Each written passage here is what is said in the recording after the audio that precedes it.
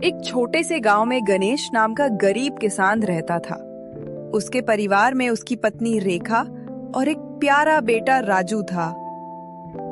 गणेश के पास अपनी कोई जमीन नहीं थी। वह दूसरों के खेत और घर में मजदूरी करता है और बड़ी मुश्किल से घर का खर्च चलाता था। पिछले कुछ दिनों से गांव में कोई काम नहीं मिल रहा था। आज कुछ कमा कर लाए हो? घर में खाने को राशन कुछ नहीं बचा है, बस थोड़ा सा आटा था, उससे मैंने सूखी रोटी बना ली है। क्या करूं रेखा, गांव में किसी के खेत या घर में काम नहीं है। अगर यह महीना ऐसे ही बीता तो हम क्या खाएंगे, समझ नहीं आ रहा। पापा, इस बार जब मेला लगेगा ना, आप मुझे लकड़ी वाली छोटी गाड़ी दिलाओगे ना? आपने वादा किया था कि इस बार दिलाओगे। हाँ बेटा, इस बार चाहे कुछ भी हो जाए तुम्हें गाड़ी जरूर दिलाऊंगा। शाम का समय था को अचानक दरवाजे पर दस्तक हुई। घर में कोई है क्या? मुझे बहुत भूख लगी है, थोड़ा खाना दे दो बेटा। ये बात सुनकर गणेश और रेखा बाहर आते हैं। लेकिन बाबा, हमारे पास खुद खाने को भी ठीक से नहीं है। रुकिए बाबा, मैंने भी खाना नहीं खाई हूँ। मेरे हिस्से की रोटी बची है, वही मैं लाती हूँ आपके लिए। आपको भूखा नहीं रहना पड़ेगा कि संत को भूखा भेजना पाप है। रेखा उसी दिन भूखा रहा अपनी रोटी संत को देती है। संत रोटी को प्रसन्न होकर खाते हैं और कहते हैं, बेटी, आज तुमने मेरा भूख मिटाकर बड़ा पुण्य कमाया है। मेरे पास देने के लिए बहुत कुछ नहीं है, पर यह लो, ये जादुई लाठी। दिन में इसका इस्तेमाल करना, रात में मत करना। ये तुम्हारे जीवन को बदल देगी। इतना कहकर वैसे संत चले जाते हैं। गणेश सोचता है, ये छोटा लाठी से भला क्या होगा। लेकिन तभी राजू कहता है, आज सूखी रोटी खाने में बिल्कुल मन नहीं लाग रहा है। काश थोड़ी खीर होती तो खाने में मजा आ जाता। जैसे ही गणेश ने लाठी को जमीन पर टेका, सामने एक कटोरा खीर आ गई। पूरा परिवार दंग रह गया।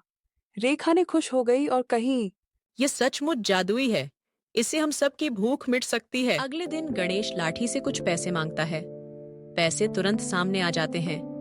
उस दिन गांव में मेला लगाता है और गणेश, रेखा और राजू पहली बार मेले में जाते हैं। राजू को लकड़ी की गाड़ी मिलती है और रेखा को एक सुंदर साड़ी। गणेश सबको देखकर खुश हो जाता है। ऐसे ही कुछ दिन के बाद गणेश लाठी से कुछ पैसे मांगकर गांव में एक अनाज की दुकान खोल लेता है। दुकान में सारे सामान बेहद सस्ते में देने लगा और देखते ही देखते उसकी दुकान चल पड़ती है।